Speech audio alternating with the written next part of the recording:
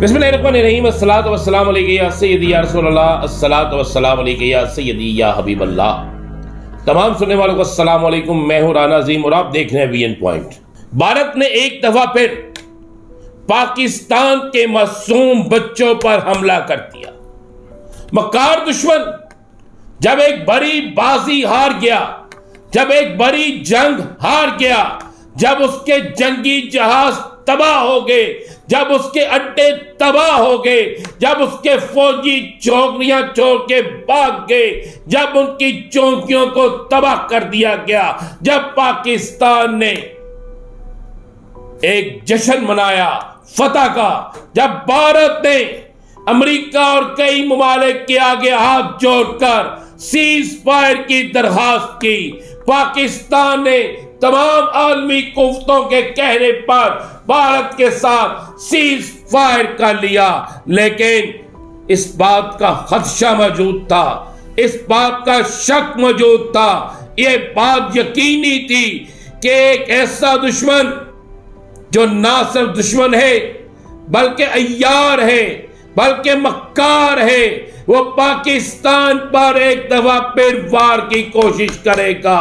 दहशतगर्दी की सूरत में करे, मुआशी दहशतगर्दी की सूरत में करे, आबी दहशतगर्दी की सूरत में करे, या रात के अंधेरे में पाकिस्तान पर हमले की सूरत में करे, भारत एक दफा यह हरकत जरूर करेगा। और भारत को यह वाज़ेह पैगाम दे दिया गया था।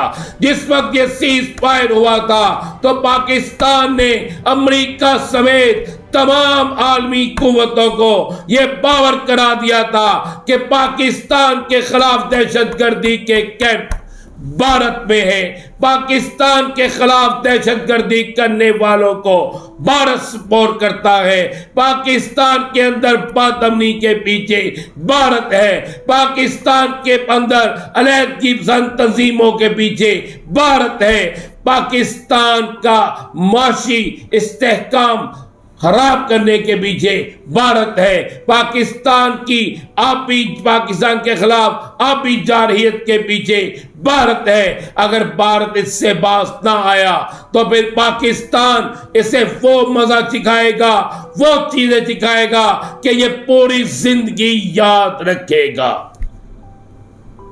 2 दिन पहले एक दहशतगर्दी होती है, 3 दिन पहले भी हमारे जवानों पे हमला होता है, एफसी के जवान शहीद होते हैं, फिर उस पर बरसों की जाती है, पता चलता है उन दहशतगर्दों के पीछे भी भारत है। और आज फिर पाकिस्तान के उन मासूम बच्चों पर हमला किया जाता है। याद कीजिए, भारत जब पाकिस्तान में आधी रात को हमला करता है, उस हमले में भी बहावलपुर में मासूम बच्चों को, मासूम कलियों को, तालिब इल्मों को निशाना बनाया जाता है, उनकी शहादतें होती हैं, पूरा मुल्क खड़ा हो जाता है, तमाम सियासी कुव्वतें खड़ी हो जाती है और सबका एक ही नारा होता है कि हम भारत से बदला लेंगे, हम भारत को माफ नहीं करेंगे, क्योंकि उन्होंने हमारे बच्चों को शहीद किया है, उन्होंने हमारे बच्चों पर हमला किया है, उन्होंने हमारी मसाजिद पर हमला किया है, उन्होंने हमारी इबादत गाहों पर हमला किया है। और फिर पाकिस्तान ऐसा जवाब देता है कि भारत को नानी याद आ जाती है, माफिया मांगता है नरेंद्र मोदी, क्योंकि पाकिस्तान एक कौम बन चुकी होती है। 2 दिन पहले इमरान खान ने एक बात कही थी कि सारी कौम इकट्ठी हो जाए, ये भारत अपने मकरू चेहरे से, मकरू अमल से पास नहीं आएगा। आज सुबह जब स्कूल के बच्चे बच्चियां, मासूम बच्चियां अपने तालीम के लिए घर से निकलती हैं, माँ की दुआ लेकर निकलती है, बाप की शफकत लेकर निकलती है, वो बैग इस तस्वीर में देखें, वो बैग पड़े हैं जिनमें किताबें हैं, जिनके साथ बॉक्स पड़े हैं जिनमें खाना है, जो माँ ने खाना तैयार करके दिया, बाप ने बस्ता दिया और एक नए रोशन मुस्तकबिल के लिए निकले। जब वो हुस्तार में निकलते हैं तो अचानक से भारतीय हमला होता है। भारत के आलाकार, भारत के सहूलतकार एक धमाका करते हैं और इस धमाके में बस में सवार तमाम लोग शदीद जख्मी हो जाते हैं। 5 से ज्यादा बच्चियां और जवान शहीद हो जाते हैं। दर्जनों मासूम बच्चे बच्चियां जिंदगी और मौत की कश्मकश में अस्पतालों में मौजूद हैं। ताने बाने जोड़े जाते हैं। पता चलता है कि सारी प्लानिंग भारत में हुई।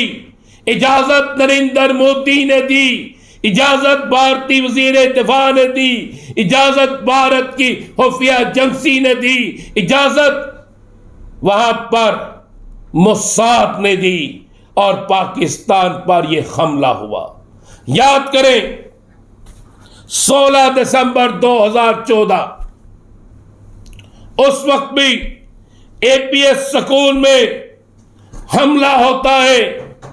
144 शहादतें होती है, 114 जख्मी होते हैं। उस वक्त इमरान खान का धरना होता है, फौरी खत्म करके सब एक जगह इकट्ठे हो जाते हैं भारत के खिलाफ। फिर दहशतगर्दों को पकड़ा जाता है, नेशनल एक्शन प्रोग्राम बनाया जाता है। और अब जब भारत को फिर शिकस्त होती है तो भारत फिर उस शिकस्त का बदला एक नया हमला करके लेता है। और भारत के इस हमले में मैं इसे दहशतगर्दी से भी आगे कहूंगा, यह दहशतगर्दी से भी बढ़ के है कि भारत के इस हमले में हमारे मासूम बच्चों की जान गई, हमारे जवानों की जान गई। हम अब इस पे खामोश नहीं बैठेगी कौम। इसलिए क्या भारत ने एक दफा फिर पाकिस्तान को ललकारा है, अब इसका हिसाब भारत को देना पड़ेगा।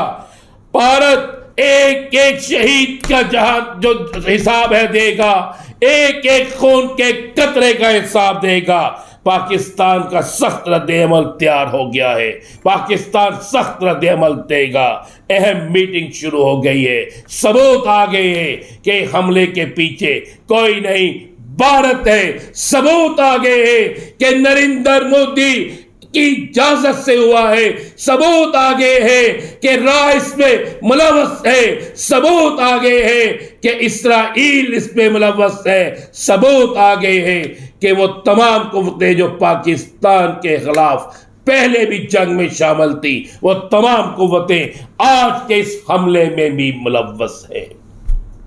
अगले चंद दिन इंतहाई अहम है, इतने अहम है कि आप सोच भी नहीं सकते। जरूर पूरी कौम अपने इन शोहदा का बदला लेगी। क्या होगा आगे बताएंगे अगले व्लॉग में। इजाज़त दीजिए, अल्लाह हाफ़िज़।